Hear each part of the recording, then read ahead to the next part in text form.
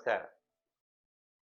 ഇന്ന് ഞാനൊരു സ്മരണ ഏറ്റവും എനിക്ക് മനസ്സിന് തൃപ്തി തരയും അതുപോലെ തന്നെ ഉണർവ് തരുന്ന ഒരു കാര്യത്തെപ്പറ്റി സൂചിപ്പിക്കാനാണ് ഞാൻ ഒരുമ്പെടുന്നത്. എൻ്റെ ജീവിതത്തിൽ ഇതുവരെ ഉണ്ടായിട്ടുള്ള പല അനുഭവങ്ങളും ദൈവ നിമിത്തം പോലെ ദൈവികമായിട്ടുള്ള പല കാര്യങ്ങൾ കൂടിയാണ് കടന്നു പോയിട്ടുള്ളത്. അതിൽ എനിക്ക് ഏറ്റവും എന്നെ സ്വാധീനിച്ചിട്ടുള്ളതും എനിക്ക് എന്നും അതൊരു ഉണർവും എനർജി ആയിട്ടും ഉണ്ടാവുന്ന ഒരു വലിയ അനുഭവമുള്ള ഒരു കാര്യത്തെപ്പറ്റി സൂചിപ്പിക്കാനാണ് ഞാൻ ഇത് ഉദ്ദേശിക്കുന്നത്. തിരുവനന്തപുരത്ത് ഞാൻ ഈ മേഖലയിൽ കടന്നു വന്നതിന് ശേഷം വളരെയധികം ഗുരുക്കന്മാരെയും അതുപോലുള്ള ക്ഷേത്രവുമായിട്ട് ബന്ധപ്പെട്ട കാര്യങ്ങളൊക്കെ ഞാൻ ബന്ധപ്പെടാനുള്ള മഹാഭാഗ്യം എനിക്ക് ഉണ്ടായിട്ടുണ്ട്. ശ്രീ പത്മനാഭസ്വാമി ക്ഷേത്രം മുതൽ ഗുരുദേവൻ ജനിച്ച വീട് അത് അടക്കം അത് പല പ്രാവശ്യം പലരും അറിയാമെങ്കിലും ഞാൻ ആവർത്തിക്കുന്നില്ല. എങ്കിലും ഇതിൻ്റെ ഇടയിൽ എനിക്ക് കിട്ടിയിട്ടുള്ള ഒരു മഹാഭാഗ്യം എന്ന് തന്നെ പറയണം. ഒരു സന്യാസി വര്യനെ എനിക്ക് പരിചയപ്പെടുവാനും അദ്ദേഹത്തിൻ്റെ അനുഗ്രഹം പൂർണ്ണമായിട്ടും കിട്ടുവാനുള്ള ഒരു യോഗം എനിക്കുണ്ടായി എന്നുള്ളതാണ്. അത് വേറെ ആരുമല്ല, നമ്മളെ തിരുവനന്തപുരത്ത് കള്ളിക്കാട് ഉള്ള ശരിക്കും ചിന്താലേശൻ എന്ന് നമ്മൾ എല്ലാവരും വളരെ ഭഗവാൻ എന്ന് തന്നെയാണ് അദ്ദേഹത്തിനെ നമ്മൾ വിളിക്കുന്നത്. ഒരിക്കലും വേറൊരു നാമധേയം ആരും ഉച്ചരിക്കാറില്ല. അദ്ദേഹത്തിന് അറിയാവുന്നവരാരും തന്നെ. അദ്ദേഹത്തെ പറ്റി സൂചിപ്പിക്കാനാണ് ഞാൻ ഇന്ന് ഉദ്ദേശിക്കുന്നത്. കാട്ടാക്കട നെയ്യാർ ഡാമിനടുത്ത് കള്ളിക്കാട് എന്നുള്ള ഒരു പ്രദേശത്ത് ഒരു ആശ്രമമുണ്ട്. ആ ആശ്രമത്തിൻ്റെ പേരാണ് ചിന്താലയ ആശ്രമം. അവിടെയുള്ള ഒരു ശരിക്കും പറഞ്ഞാൽ ഒരു സന്യാസി വര്യൻ്റെ അനുഭവമാണ് എനിക്ക് പങ്കുവയ്ക്കാനുള്ളത്. അദ്ദേഹത്തിനെ യാദൃച്ഛ്യമായിട്ട് ഞാൻ കണ്ടുമുട്ടിയതും അത് ശേഷം അദ്ദേഹത്തിൻ്റെ സമാധിയാവുന്നവരെയുള്ള അനുഭവങ്ങളും എനിക്ക് നല്ല ഓർമ്മയുണ്ട്. അതെല്ലാം ഇവിടെ വിശദീകരിക്കാൻ ഉദ്ദേശിക്കുന്നില്ല. അദ്ദേഹത്തിന് സാധാരണ കള്ളിക്കാട് നമ്മൾ ചെല്ലുമ്പോൾ രണ്ട് രീതിയിലാണ് അറിയപ്പെടുന്നത്. ഒന്ന് ചിന്താലേശ ഈശൻ ആ രീതിയിലുള്ള പേരും, രണ്ടാമത് ആലയ സ്വാമി എന്നുള്ള പേരിലുമാണ് നാമധേയത്തിലാണ് അറിയപ്പെടുന്നത്. അദ്ദേഹത്തിൻ്റെ മഹത്വം നമ്മൾ എത്ര തന്നെ നമ്മൾ പറഞ്ഞാലും തീരുന്നതല്ല. എങ്കിലും ഞാൻ വളരെയധികം ഈ ഋഷിവര്യന്മാരെയും അതുപോലുള്ള മഹത് വ്യക്തികളെയൊക്കെ ഞാൻ ബന്ധപ്പെടാനും എനിക്ക് അവരുടെയൊക്കെ അനുഗ്രഹം കിട്ടാനും എനിക്ക് സാധിച്ചിട്ടുണ്ട്. അതിൽ ഒന്നാണ് കുരി ശങ്കരാചാര്യ സ്വാമികൾ. അത് കഴിഞ്ഞ് സത്യസായി ബാബയുടെ പാദസ്പർശനം, അതുപോലുള്ള ഒരുപാട് കാര്യങ്ങൾ എനിക്ക് കിട്ടി. അതിൽ നിന്നും എനിക്ക് ഏറ്റവും എപ്പോഴും മനസ്സിൽ തങ്ങിയ ഒന്ന് രണ്ട് അനുഭവ കഥയാണ് ഞാൻ ഇതുകൊണ്ട് സൂചിപ്പിക്കുന്നത്. ഇദ്ദേഹത്തിനെ ഞാൻ ആദ്യമായിട്ട് കാണുന്നത് ഒരു 2012-13 കാലഘട്ടത്തിലാണ്. അപ്പോൾ ആ സമയത്ത് ഞാൻ ഈ ഇദ്ദേഹത്തിനെ പറ്റി ധാരാളം കേട്ടിട്ടുണ്ടെങ്കിലും നേരിട്ട് കാണാനായിട്ട് എനിക്ക് സാധിച്ചില്ല. അത് ഞാൻ മനസ്സിൽ ഇങ്ങനെ ഒരു ആഗ്രഹമായിട്ട് എൻ്റെ കൂടെ എപ്പോഴും ഉണ്ടായിരുന്ന ഡ്രൈവർ സതീഷിൻ്റെ അടുത്ത് ഞാൻ പറയുകയും അദ്ദേഹത്തിനെ ഒന്ന് കാണണമെന്ന് പറയാം. അപ്പോൾ പുള്ളി പറഞ്ഞത്, അനുഭവസ്ഥരും പറഞ്ഞത്, അദ്ദേഹത്തിന് അങ്ങനെ എളുപ്പം പോയി നമുക്ക് പോയി നേരിട്ട് പോയി കാണാൻ പറ്റില്ല. അദ്ദേഹത്തിൻ്റെ ഒരു അനുവാദം, മാനസിക അനുവാദം ഉണ്ടെങ്കിൽ മാത്രമേ നമുക്കത് സാധിക്കൂ എന്ന് പറഞ്ഞ് അങ്ങനെ അത് പറഞ്ഞതിൻ്റെ അടിസ്ഥാനത്തിൽ ഞാനിങ്ങനെ പല പ്രാവശ്യം അത് വിചാരിച്ചെങ്കിലും ഒരു പ്രാവശ്യം എനിക്ക് പോകാനും അദ്ദേഹത്തിൻ്റെ ദർശനം കിട്ടുകയും ചെയ്തു. അത് തന്നെ ആദ്യത്തെ ഒരു അനുഭവമായിരുന്നു. അപ്പോൾ ഞാൻ അവിടെ ചെന്നപ്പോൾ ആശ്രമം ഞാൻ അന്ന് ആദ്യമായിട്ട് കാണുന്നത് പോത്തങ്കോടുള്ള ചിന്താലയ ആശ്രമത്തിലാണ്.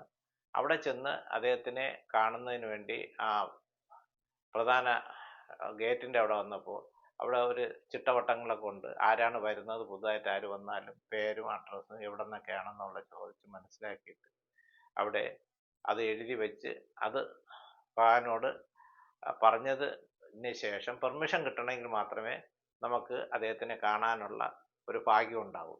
അപ്പോൾ അതേപോലെ തന്നെ എനിക്കും സംഭവിച്ചു. ഞാനവിടെ പറഞ്ഞു. അദ്ദേഹം ആ സമയത്ത് ഉച്ച സമയമായിരുന്നു, കഞ്ഞി കുടിച്ചുകൊണ്ടിരിക്കുകയായിരുന്നു. ആ സമയത്ത് എൻ്റെ അടുത്ത് വന്ന ആൾ പറഞ്ഞു വെയിറ്റ് ചെയ്യാൻ പറഞ്ഞു.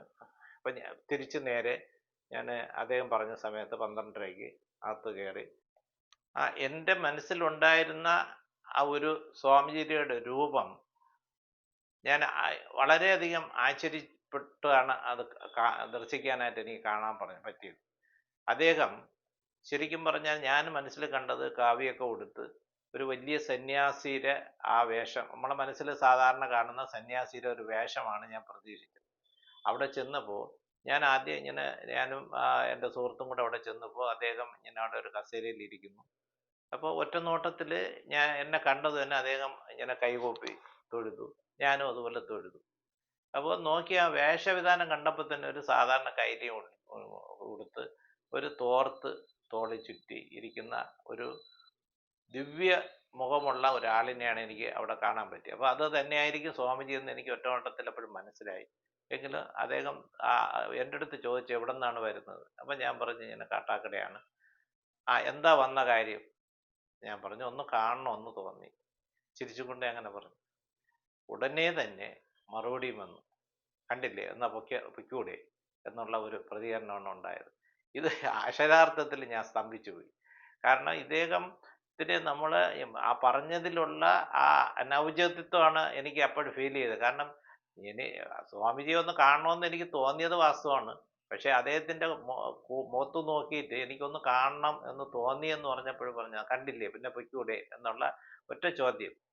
അപ്പൊ ഇത് തന്നെയാണ് പലരും പറഞ്ഞത്. സ്വാമിജി എന്താണോ മനസ്സിൽ പറയുന്നത് നമ്മൾ ചിന്തിക്കുന്നതിനപ്പുറം ആയിരിക്കും പ്രതികരിക്കുന്നത് എന്നുള്ള ഒരു അനുഭവം കൂടെ പറഞ്ഞതുകൊണ്ട് ഞാനെങ്കിലും പെട്ടെന്നൊന്ന് ഇതായെങ്കിലും അതങ്ങ് തിരിച്ച് റിക്കവറി ആയി.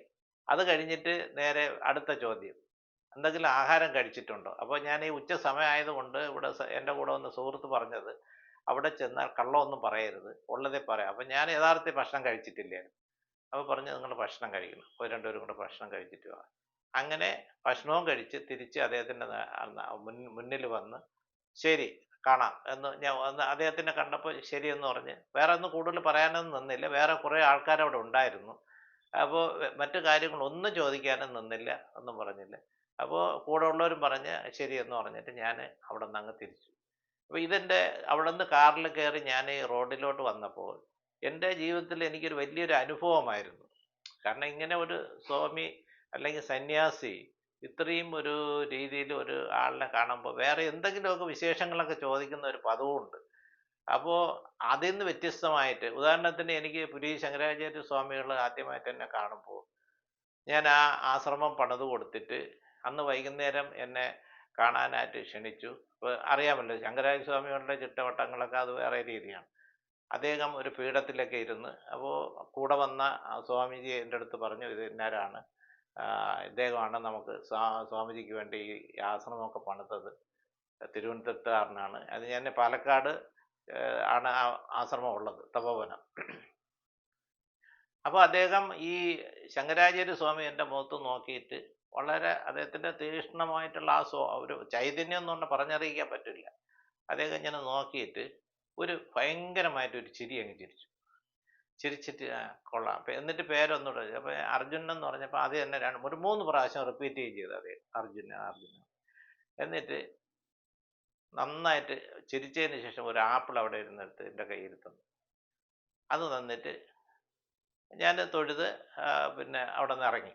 പക്ഷേ രാത്രി എനിക്ക് വന്ന അനുഭവം എന്ന് പറഞ്ഞാൽ ഞാൻ പിറ്റേന്ന് രാവിലെ തിരുവനന്തപുരത്തേക്ക് ട്രെയിനിൽ വരാനായിട്ട് എല്ലാം റെഡിയാക്കിയിരിക്കുകയായിരുന്നു. അപ്പോൾ അവിടുത്തെ സ്വാമിജി എൻ്റെ അടുത്ത് പറഞ്ഞു പോകണ്ട, ഇങ്ങനെ അദ്ദേഹത്തിൻ്റെ കൂടെ നിൽക്കണം, ക്ഷേത്ര ദർശനത്തിന് കൂടെ കൂടണമെന്നാണ്. അങ്ങനെ ഞാൻ ഈ പുരി ശങ്കരാചാര്യ സ്വാമികൾ ഈ 101 ക്ഷേത്ര ദർശനം നടത്തുന്ന പാറശാല മുതൽ പത്മനാഭ സ്വാമി ക്ഷേത്രം, അങ്ങനെ ശിവഗിരി, ഈ ഈ പിന്നെ ഇവിടെയുള്ള ശാന്തി ഇത് എല്ലാ ശാന്തിഗിരി ആശ്രമം അവിടെ അടക്കം എല്ലാ ആശ്രമങ്ങളിലും ക്ഷേത്രങ്ങളിലും ഞാൻ കൂടെ പോയി. അങ്ങനെ ഒരു മഹാഭാഗ്യം കിട്ടിയ ഒരു വ്യക്തിയും കൂടെയാണ്.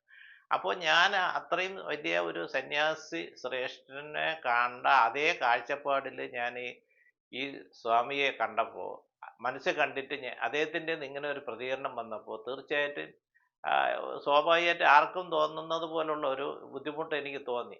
എങ്കിലും റോഡിൽ ഇറങ്ങിയിട്ട് ഞാൻ എൻ്റെ സുഹൃത്തിൻ്റെ പറഞ്ഞു എനിക്ക് ഈ സ്വാമിയെ ഒന്നുകൂടെ എനിക്ക് കാണണം, വേറൊന്നുമല്ല ഒന്നുകൂടെ കാണണമെന്ന് തോന്നി. അപ്പോൾ അത് കാണാമെന്ന് പറഞ്ഞ് പോയി. ഒരു 3 മാസം കഴിഞ്ഞപ്പോൾ കള്ളിക്കാട് ആശ്രമത്തിൽ നിന്ന് തന്നെ ഒരു സുഹൃത്ത് എന്നെ വിളിക്കുന്നു, ഇങ്ങനെ സ്വാമിജി അന്വേഷിച്ച് ഒന്ന് അവിടം വരെ വരണം. അങ്ങനെ ഞാൻ അവിടെ പോയി. അവിടെ ചെന്നപ്പോൾ അന്ന് കണ്ട അതേ ഭാവത്തിൽ തന്നെ അവിടെ ഇരുന്നിട്ട് പറഞ്ഞു, ഒരു ചെറിയ കാര്യമുണ്ട്, അത് ഒന്ന് ആലോചിക്കണം. അപ്പോൾ ഇദ്ദേഹം കള്ളിക്കാട് ആശ്രമത്തിൽ പിന്നെ ഈ ഇരുന്ന സമയത്ത് അദ്ദേഹം ഈ കത്തി ഒക്കെ രാവുന്ന ഒരു ആലയുണ്ട്. ആ ആല പുല്ല് മേഞ്ഞതാണ്. ഒരു തോട്ടിന്റെ കരയിൽ ആണതുള്ളത്.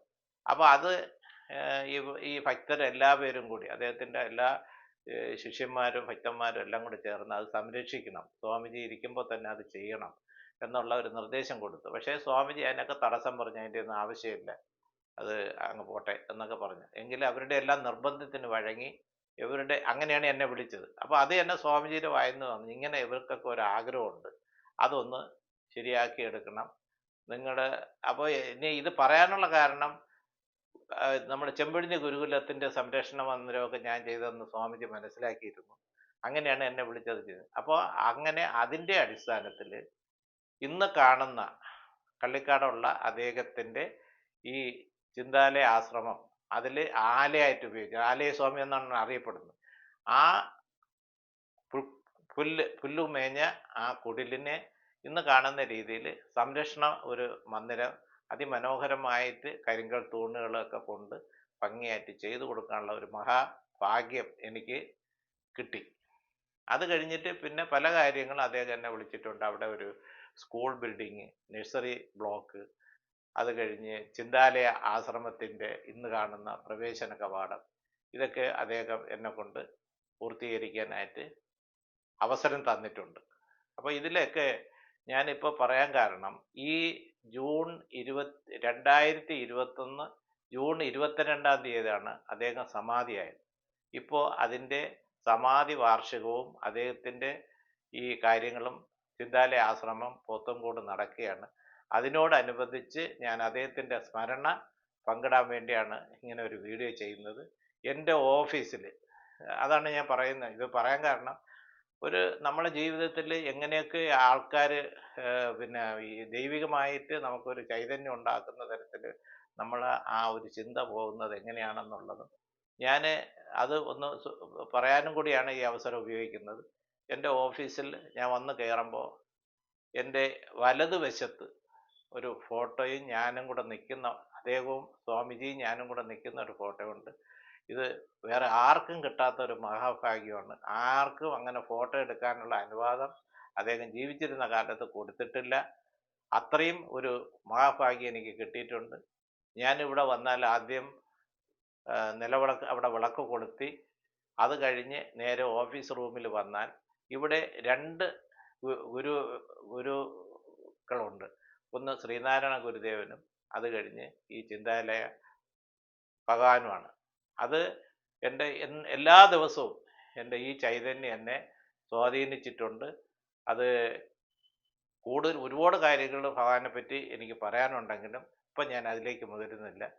ഇത് അദ്ദേഹത്തിൻ്റെ ഒരു ഓർമ്മയ്ക്കായി, ഒരു ശരിയായ ഒരു സന്യാസി എങ്ങനെ ആയിരുന്നു എന്നും എങ്ങനെ ആയിരിക്കണമെന്നും ഉള്ളത് ഞാൻ നേരിട്ട് എൻ്റെ അനുഭവത്തിൽ നിന്നും ഇന്നും ഞാൻ അത് ഒരു ദിവസം പോലും അത് മുടങ്ങാതെ ആ സ്മരണയിൽ മുന്നോട്ട് കൊണ്ടുപോകുന്നു. ഇത് എല്ലാ ചിന്താലയ ഭക്തന്മാർക്കും അത് വിശ്വാസികൾക്കും കൂടി സമർപ്പിച്ചുകൊണ്ട് നിർത്തുന്നു.